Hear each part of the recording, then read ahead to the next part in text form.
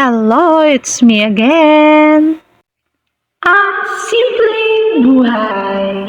Dahil magluluto ako ngayon ng inihaw na manok tsaka baboy, so lilinisan ko na ang mahiwaga ko. Kalan. At heto na nga, nakasaano na tayo, nakasalang agad tayo. So, dahil sosyalera ko, maglalagay ako ng dahon ng saging para medyo mabango at para ma-feel din natin na totoong totoo to. Parang nasa mang-inasal tayo. Dahil low budget po tayo, so tayo na lang yung magluluto. At least makakatipid pa, di ba? Di bali nang walang sabaw. Kasi sabaw lang naman yung pinupuntahan ng iba dun sa Mang Inasal. At habang nagluluto ako, dito naman yung dalawang mag-ama ko nagkukulitan dahil yung tatay niya is nag-gym. At anyway, i-ano ko lang sa inyo, i-share ko lang sa inyo, nagabihan ako niyan, na 'di ba? Naglagay na sila ng ilaw. Kasi yung magaling kong anak, sinaraduhan ako. Nilakban naman ang pinto eh. Paano ako makapasok? Tapos hindi agad nila ako marinig-rinig kahit panay doorbell ako. Dahil nasa 4th floor lang naman sila. Nag-gym kasi yung tatay niya. Kaya yan, ang tagal-tagal kong nakatambay dyan sa baba.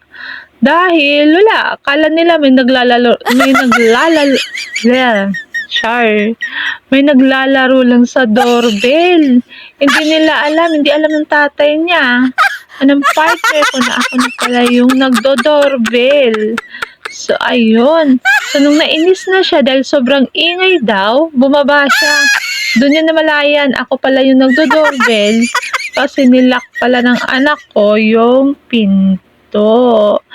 And then, nung tinanong ko kung ba't niya ako nilak, tinanong ko yung anak ko, sabi ba naman, di ko daw siya sinama.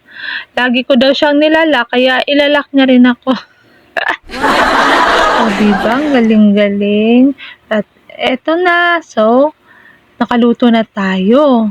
Ayan. Pero, late na kami kasi supposedly, laging kain ng partner ko is 6. Kaso nga, diba, nalak ako, kaya ayan, late din yung dinner niya. So, bahala na siya. Iinom na lang siya ng gamot kasi napalya na naman yung oras niya. So, ayan, tatlong ano lang yan. Kasi yung breast, ay hiniwa ko lang. Tapos, nag-ano din ako ng isang pork chop para sa akin. Kasi yung mga kasamahan ko, ayaw kumain masyado ng baboy pag ganyan. So, pag inihaw talaga, ako lang yung kakain ng baboy. Then sa kanila, chicken. Tapos, ayan, nagutom na si Inday. Ayan, panay kuha na, panay bawas na. Pero yung totoo niyan, yung anak ko, panay hingi-hingi.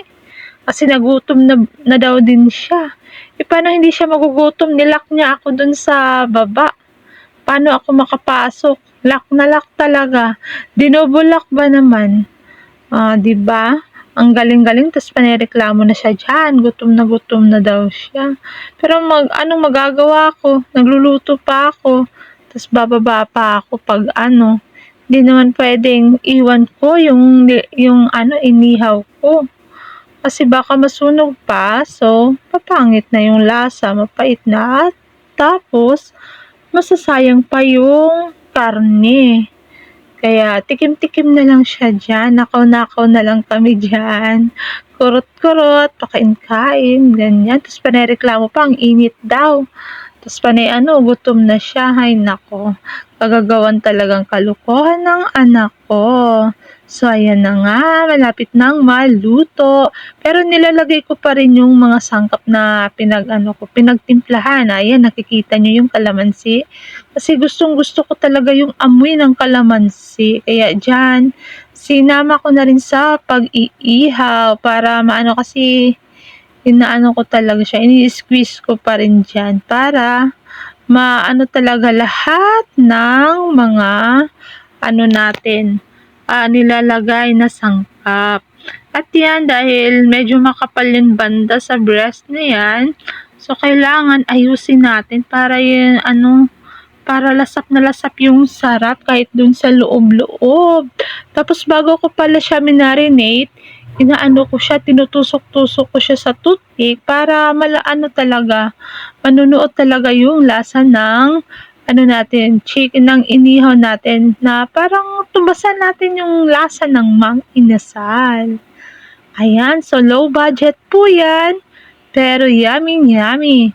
So, mas nakakatipid pa rin kahit papano. Tipid na tipid pa rin dahil tayo yung nagluluto, tayo yung nagmamarinate, so tayo nag-ihaw.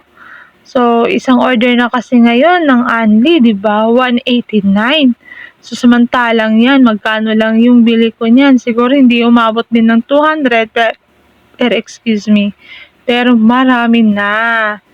So, kayang-kaya na namin yan. Sobrang-sobra pa nga kasi yung mga kasamahan ko, hindi naman masyadong matakaw sa mga ulam. Ako lang talaga yung matakaw sa mga ganyan. So, ayan. Bye-bye. Happy eating, happy dinner sa lahat. Ayan, patapos na yung ating inihaw na. Ayan, sinarado ko pa kasi para ma-save natin yung uling. Bye-bye!